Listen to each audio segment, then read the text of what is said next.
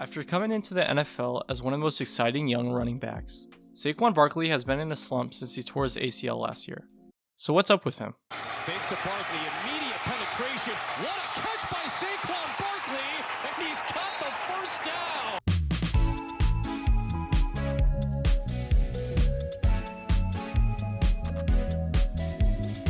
Coming out of Penn State, Saquon was not just one of the most touted backs, but players in the whole thing, and so it only made sense that he would go second overall to New York.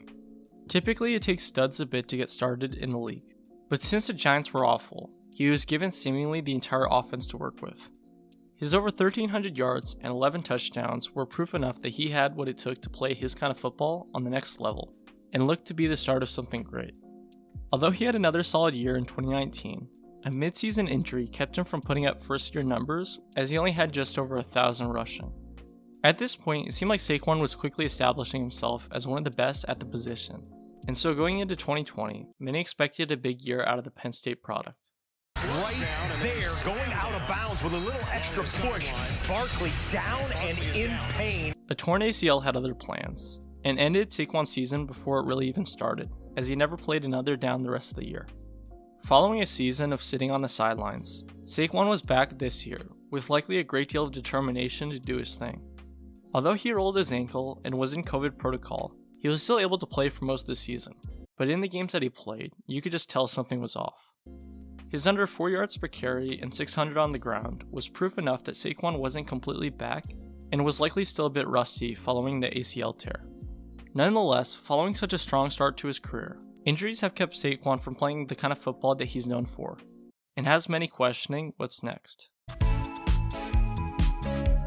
The whole situation is tough to predict going forward, because it's not easy to know how much of his underwhelming play in 2021 was due to injury or simply missing a step. It seems like no matter the case, Saquon is looking to turn the tides in the Big Apple as he emphasized going back to basics and working to get better and better each and every day, no matter the situation that he's in. That kind of mindset is crucial for someone who has been through all the injuries and setbacks that Saquon has. Because while many can look at all the turmoil as a bump in the road, Saquon has talked about it as a tool for getting better on and off the field. And that level of maturity is important for a young star who has been under the spotlight for quite a bit. A major focus of his journey back to playing like himself again is getting that explosiveness that was missing from his game this season and kept him from being a star like before.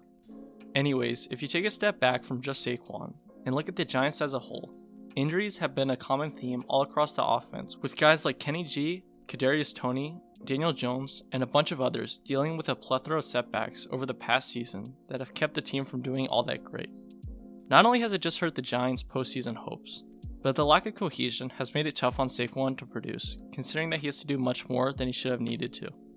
Upon that, defenses have been able to focus their defensive attacks on the Penn State stud, and that along with the ACL recovery has made it really tough for Saquon to have any success. Many would be hopeless in such a spot, but Saquon thinks the Giants have all the pieces that they need to be successful. It's just that they have dealt with too many setbacks to gain any level of cohesion, and in turn win games on the football field. Upon that, another good sign for the future is that Saquon has been extremely self-critical of his underwhelming 2021 campaign by saying it was one of his worst years as a football player. And that type of awareness of a need to get better could be key to a bounce-back season next year. If you combine all of that with the new head coach in Brian Daboll, who has had quite a bit of success in Buffalo, there's definitely some promise that the Giants can turn the page sometime soon. Although there were the same hopes going into last year with Joe Judge, the fact that Brian has had some success on this level in Buffalo, and upon that Saquon is a big fan of his, is a great sign for what's to come. That, upon with the fact that the team as a whole will hopefully get healthier this year, in my opinion, shows a lot of promise for New York to be good once again.